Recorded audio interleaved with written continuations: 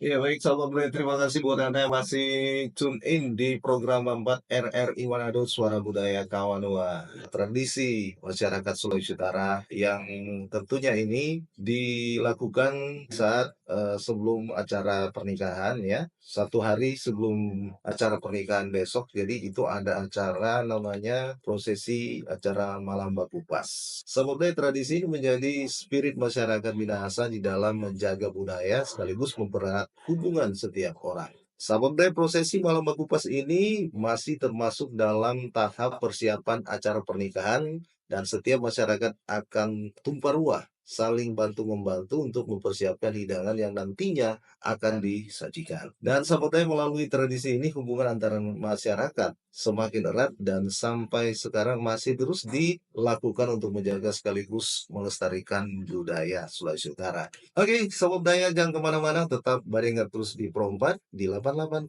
FM Suara Budaya. Kawan